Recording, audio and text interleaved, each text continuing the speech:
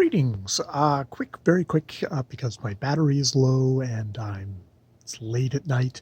But Orley Farm, chapters 54 to 60. What the hell happens? Stuff, things. Lady Mason is definitely very tortured by what she has done. I still have trouble particularly sympathizing with her. Yes, she did this for her son.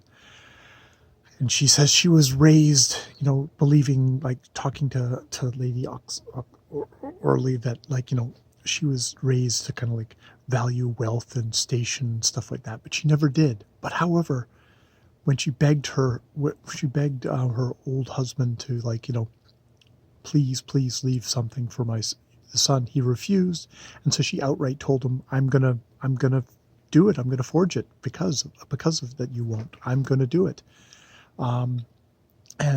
She knows it's wrong, but she also really wants to protect her son.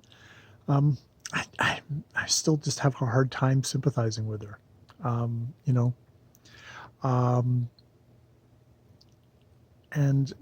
In some ways, the Lady Oxley, also, well, she's like, no, I would tell him. I would tell my son, I would confess that I'd done this. However, I would have probably never done this because I'm a good woman. The old Baron Piersley, he's really broken. He's really broken by this. He found himself loving someone who turned out to be a thief, as he says to himself, and he ends up saying to young Piercy that, like, okay, I'm gonna leave the land to you.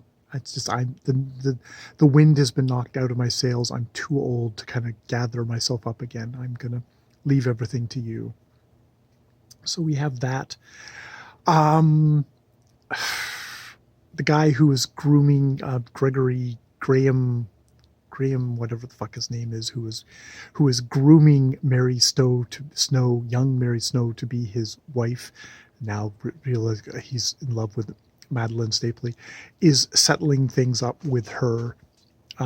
Goes to her, talks to her about it. She's like, yeah, I sort of love this other guy. Goes to that guy, says, like, okay, yeah, I'll help you set up and I'll give you a dowry for it. Basically for that. Goes to the father who sold Mary Snow to him, basically. Gross. And says, like, I'm going to set things up properly with your daughter. I suggest you get a job, you drunkard. And there's kind of a thing of him saying, like, he is just a really sad, failed drunkard. Someone who is an addict.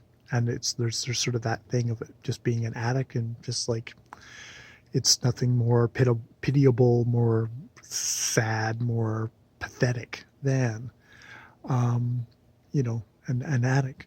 I think, and we get, Madeline talking to her father about it and saying, like, I've given him permission to kind of talk to you about it. Just like, oh, he's never actually told me that he loves me. It's like, yes, and I like him for it, because he's actually done the honorable thing. He's come to me for it, and so I will let him know that he can actually approach you and stuff like that.